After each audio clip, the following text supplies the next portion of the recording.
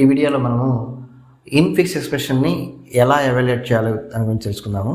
So కాకపోతే ఏంటి అంటే దీన్ని చూసే కంటే ముందే మీరు పోస్ట్ ఫిక్స్ ఎవాల్యుయేషన్ ఎలా చేయాలి, ప్రిఫిక్స్ ఎవాల్యుయేషన్ ఎలా చేయాలి, ఆ రెండు చూసిన తర్వాతే దీంట్లోకి రండి. ఎందుకంటే ఇన్ఫిక్స్ ఎక్స్ప్రెషన్ని డైరెక్ట్గా మనము సాల్వ్ చేయలేము అనమాట. డైరెక్ట్గా చేసానికి లేదు. ఇన్ఫిక్స్ ఎక్స్ప్రెషన్ 2 వేస్ ఉన్నాయన్నమాట. 2 వేస్లో ఏదో ఒక వే అప్లై చేసి మీరు సాల్వ్ చేయండి. రెండింటికి సిమిలర్ ఆన్సర్స్గానే వస్తాయి. అంటే 2 వేస్ ఏంటి అంటే ఇన్ఫిక్స్లో ఇచ్చితే మనం డైరెక్ట్గా చేయలేము కాబట్టి ఇన్ఫిక్స్లో నుంచి పోస్ట్ ఫిక్స్లో కన్నా కన్వర్ట్ చేయాలి. లేదా డైరెక్ట్గా చేయాలి అంటే ఇన్ఫిక్స్లో ఉన్న ఎక్స్ప్రెషన్ని మీరు 2 ఎంటీ స్టాక్ని క్రియేట్ చేసుకోవాలి. ఇక్కడ అన్నిటికీ కూడా మనము సింగిల్ ఎంటీ స్టాక్ని క్రియేట్ చేసుకున్నాం. ఇక్కడ మాత్రము create 2 empty stacks, create 2 empty స్టాక్ని చేసుకోవాలి. అయితేనే వస్తుంది. లేదంటే డైరెక్ట్గా మీరు ఇచ్చినటువంటి ఈ ఇన్ఫిక్స్ ఎక్స్ప్రెషన్ని పోస్ట్ ఫిక్స్లో కన్నా కన్వర్ట్ చేసి తర్వాత ఆ పోస్ట్ ఫిక్స్ని ఎవాల్యుయేట్ చేయండి. వచ్చిన రిజల్టే ఇన్ఫిక్స్ రిజల్ట్ అనమాట. లేకపోతే మేము అది కన్వర్ట్ చేసి మళ్ళీ ఎవాల్యుయేషన్ చేయాలి, లెంతీ ప్రాసెస్ అనుకుంటే డైరెక్ట్గా మీరు ఏం చేయాలి, క్రియేట్ అండ్ ఎంటీ 2 స్టాక్స్. ఇప్పుడు నేను 2 ఎంటీ స్టాక్ని క్రియేట్ చేసుకోవాల్సి వస్తుంది. 2. సో ఒక దాంట్లో ఏమో ఆపరేటర్, ఒక దాంట్లో ఆపరెంట్స్. సో ఇవి వచ్చేసి ఆపరేటర్, ఇది ఆపరేటర్ ఏ అనుకుంటాను. ఆపరెంట్స్ని బి అనుకుంటాను. సో ఆపరేటర్ ఒక స్టాక్లో, ఆపరెంట్స్ ఒక స్టాక్లో. అందుకే నేను చెప్తాను ఇనీషియల్గానే క్రియేట్ 2 ఎంటీ స్టాక్స్. ఈ పద్ధతిని అప్లై చేయాలి. లేదంటే ఇన్ఫిక్స్లో నుంచి పోస్ట్ ఫిక్స్ కన్వర్ట్ చేసిన తర్వాత పోస్ట్ ఫిక్స్ని ఎవాల్యుయేట్ చేస్తే వచ్చే రిజల్ట్స్నే ఇన్ఫిక్స్ రిజల్ట్స్కి తీసుకోవచ్చు అనమాట. ఓకేనా? సో నా నేను ఆ పద్ధతి ఫాలో అవ్వలేదు. అది రావాలంటే అది సింపుల్. ఇప్పుడు ఇచ్చిన ఎక్స్ప్రెషన్ని పోస్ట్ ఫిక్స్లో కన్వర్ట్ చేయండి. మీరు already post fix evaluation video చూశారు కదా. సో ఆ దీన్ని పోస్ట్ ఫిక్స్లో కన్వర్ట్ చేసి దాని ప్రకారం ఎవాల్యుయేట్ చేసేయండి, అంతే. అట్లా కాదు నేను డైరెక్ట్గా మళ్ళీ పోస్ట్ ఫిక్స్లో కన్వర్ట్ చేయడం ఎందుకు, టైం వేస్ట్ అనుకుంటే డైరెక్ట్గా ఎవాల్యుయేట్ చేయాలంటే ఈ విధంగా 2 ఎంటీ స్టాక్ని క్రియేట్ చేసి ప్రాసెసర్లను స్టార్ట్ చేద్దాం. సో ఇన్ఫిక్స్ ఎక్స్ప్రెషన్ కూడా మనకు లెఫ్ట్ టు రైట్ అనే స్కానింగ్ జరుగుతుంది అనమాట. సో అక్కడ ఆల్రెడీ రాశాను, దాని ప్రకారమే చేయండి. సో అల్గారిథమ్స్ అంతా ఆల్మోస్ట్ సిమిలర్గానే ఉంటాయి. మొత్తం మనం ఇక్కడ 3 ఎవాల్యుయేషన్స్ 6 కన్వర్షన్స్, మొత్తం 9 ఎక్స్ప్రెషన్స్ని మనం సాల్వ్ చేస్తున్నాం. సో ఆ 9కి సంబంధించిన అల్గారిథమ్స్ కూడా సిమిలర్లీ ఉంటాయి ఆల్మోస్ట్. అందుకే మనం కొంచెం కేర్ఫుల్గా అబ్జర్వ్ చేస్తే ఏ ఎక్స్ప్రెషన్లో ఏ కన్వర్షన్లో ఏం జరుగుతుంది ఆ పాయింట్ని పట్టుకోవాలి మనం. అప్పుడే మనకి ఈజీ అవుతుంది అనమాట. ఓకేనా? సో ఆ పాయింట్ ఏదో 1 by 1 చూసినప్పుడు మీరు అర్థం చేసుకోండి, ఈజీగా అర్థం చేసుకోవచ్చు. సో నా ఎవాల్యుయేషన్ స్టార్ట్ చేస్తాను ఇన్ఫిక్స్ ఎక్స్ప్రెషన్ని. సో ఫస్ట్ స్కానింగ్ చేస్తున్నాను 7, సింబల్ 7. సో అంటే ఏంటి action, push to the operant stock. మనకు ప్రతిసారి డబుల్ స్టాక్స్ అప్డేట్ చేయాలమ్మా. 2 స్టాక్స్ గీసుకోవాలి. అంటే ఇవి కదా బి కదా, ఆపరెంట్స్ ఉండేది బిలో, ఏలో వచ్చేసి ఆపరేటర్స్. సో ఏ బిలో ఆపరెంట్స్ కాబట్టి 7 ఇక్కడ యాడ్ అవుతుంది. ఏ ఎంటీగానే ఉంటుంది. సో నెక్స్ట్ క్యాటర్ స్కాన్ చేయండి. నెక్స్ట్ క్యాటర్ స్కాన్ చేస్తే నాకు ఆపరేటర్ వచ్చింది, ప్లస్ మీద ఆపరేటర్ కదా. ఇది కూడా పుష్ చేయాలి. ఇక్కడ రెండిట్లో పుష్ చేస్తున్నాను నేను. ఓకేనా? పుష్ చేస్తున్నాను. సో పుష్ చేస్తే దేంట్లోకి పుష్ చేయాలి, ఆపరేటర్స్ ఉన్నటువంటి స్టాక్లోకి పుష్ చేయాలి. సో ఆపరేటర్స్ మనకు దేంట్లో ఉన్నాయి, ఇక్కడ ఏలో ఉన్నాయి. సో ఇక్కడికి యాడ్ అవుతుంది. 7 ఇక్కడ ఉంది. సో ఇక్కడ నుంచి ఇలా అప్డేట్ అవుతూ వస్తుంది స్టాక్. ఇలా రాసుకుంటూ రావాలి everybody. So this is A, this is B. ఇక్కడ push to B, push to A.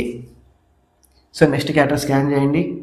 Left parenthesis అలగాలి. If it is a left parenthesis scanning విషయంలో మనం స్కాన్ చేసేటప్పుడు లెఫ్ట్ పారాంథసిస్ వచ్చిందా, డైరెక్ట్గా పుష్ టు ఆపరేటర్ స్టాక్ అంటే ఏ.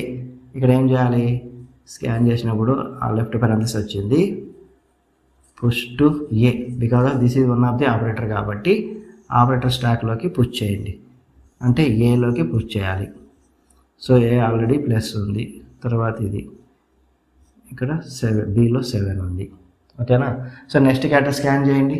8 అనేది ఆపరెంట్ కదా. సో అంటే పుష్ టు బి, బిలోకి పుష్ చేయండి. సో బి ఆల్రెడీ 7 ఉంది, తర్వాత 8 యాడ్ అవుతుంది. ఇవి ఎలాగున్నాయో అలాగే యాజ్ ఇట్ ఈజ్ రాసేసేయండి. ఓకేనా, ఇలాగే రాసుకోవచ్చు, డైరెక్ట్ అయినా రాయొచ్చు, నో ప్రాబ్లం. నెక్స్ట్ స్కాన్ చేయండి. నెక్స్ట్ క్యారెక్టర్ ఏముంది, మల్టిప్లికేషన్ సింబల్ ఉంది. ఓకేనా, మల్టిప్లికేషన్ సింబల్ ఉంది అన్నప్పుడు push to A, because of that is one of the operator కాబట్టి ఏలోకి పుష్ చేయమంటున్నాడు. So plus symbol multiplication. ఓకేనా, డైరెక్ట్గా యాక్సెప్ట్ చేస్తుంది. బికాజ్ ఆఫ్ దీనిపైన ఏం ఆపరేటర్స్ లేవు కాబట్టి ఈజీగా చేస్తుంది. ఒకవేళ దీనికంటే హైయర్ ప్రయారిటీ దీని తర్వాత ఇక్కడ ఏదైనా ఉంటే అప్పుడు కొంచెం కాంప్లికేట్ అవుతుంది. సో మనకి రాదు కాబట్టి అవసరం లేదు. సో డైరెక్ట్గా నేను పుష్ చేస్తాను. ఈ బిలో ఎలాగైతే ఉన్నాయో అవి యాజ్ ఇట్ ఈజ్ అలానే రాసేయండి, 7, 8. ఓకేనా, నెక్స్ట్ క్యారెక్టర్ స్కాన్ చేయండి. 2 సింబలు యాక్షను. నెక్స్ట్ క్యారెక్టర్ ఏమొచ్చింది, 2 అనేది ఏంటి మనకి ఇక్కడ ఆపరెంటే కాబట్టి పుష్ టు బి, మన స్టాక్ అప్డేట్ చేయండి, బిలో అప్డేట్ అవుతుంది. సో 7, 8, 2 మనకు ఆపరేటర్స్ ఏమేమి ఉన్నాయి ఇక్కడ, ప్లస్ ఉంది, లెఫ్ట్ పారాంథసిస్ ఉంది, మల్టిప్లికేషన్ సింబల్ ఉంది. So this is A, this is B, రెండు పక్క పక్కనే ఉంటాయి. తర్వాత నెక్స్ట్ క్యారెక్టర్ స్కాన్ చేయండి.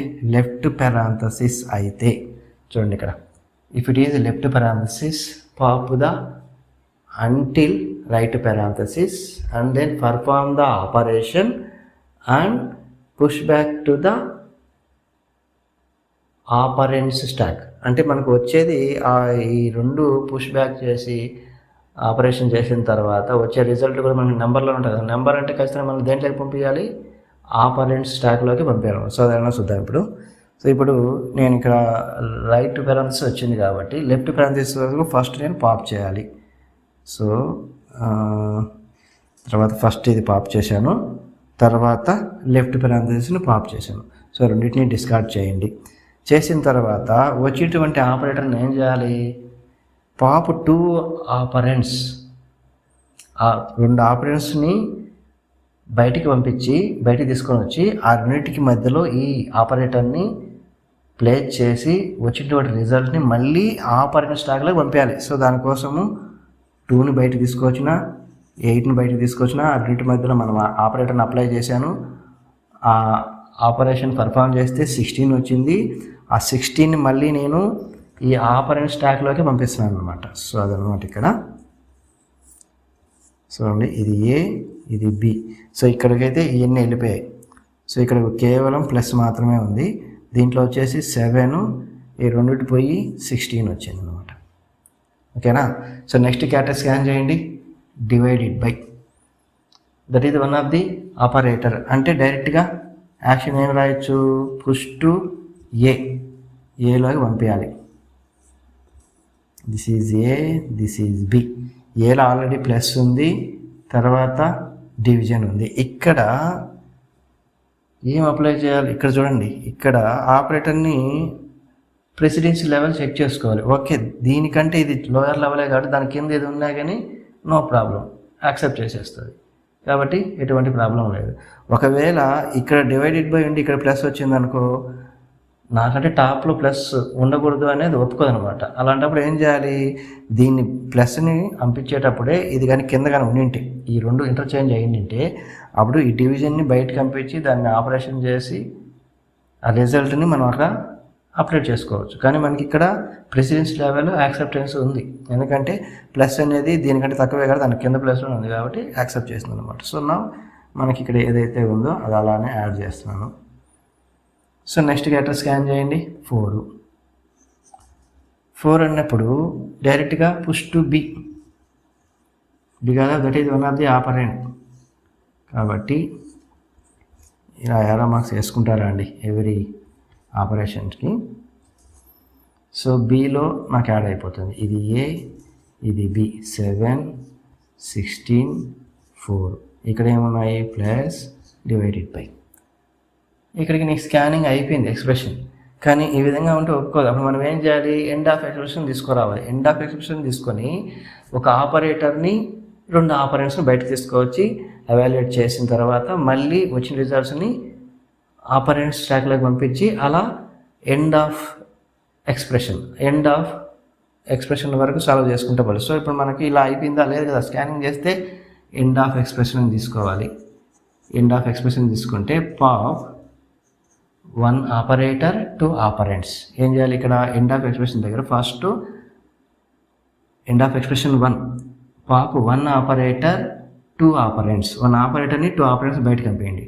సో 1 ఆపరేటరు ఇది, 2 ఆపరెంట్స్ 4 16 మధ్యలో బై అప్లై చేయండి. 16/4 ఎంత 4 కదా. సో ఆ 4 ఈజ్ ఈక్వల్ టు 4. ఆ 4ని మళ్ళీ ఎక్కడికి పంపించాలి, నేను ఈ ఆపరెంట్స్ బకెట్లోకి పంపించాలి. ఏలో కాదు బీలో కదా ఆపరెంట్స్ అనేది, బీలోనే పంపించాలి. అంటే ఈ 2 బయటికి పోయి వచ్చిన తర్వాత 7 ఆల్రెడీ ఉంటుంది, తర్వాత ఇది 4 అయిపోయింటుంది, ఇక్కడ ప్లస్ మాత్రమే ఉంటుంది. అప్పుడు మనకి అయిపోయిందంటే అయిపోలేదు. ఇంకా మనం ఏం చేయాలి, ఎండ్ ఆఫ్ ఎక్స్ప్రెషన్ అని చెప్పి అనదర్గా తీసుకొని అగైన్ సేమ్ 1 ఆపరేటరు 2 ఆపరేటర్స్ని పాప్ చేయండి. పాప్ చేస్తే అప్పుడు మనకు ఏమొస్తుంది అంటే +4ని బయటికి పంపించి 4 + 7 చేస్తే వచ్చేది 11 కదా. సో లాస్ట్లో ఆ 11 ఇక్కడ యాడ్ చేయాలన్నమాట. So that is the result equal to 11. ఈ విధంగా చేయాలి ఇన్ఫిక్స్లోకి వచ్చినప్పుడు. అదొక్కడే డిఫరెన్స్ ఏం చేయాలి, మనము డైరెక్ట్గా చేసేదానికైతే పాసిబిలిటీ ఉండదు.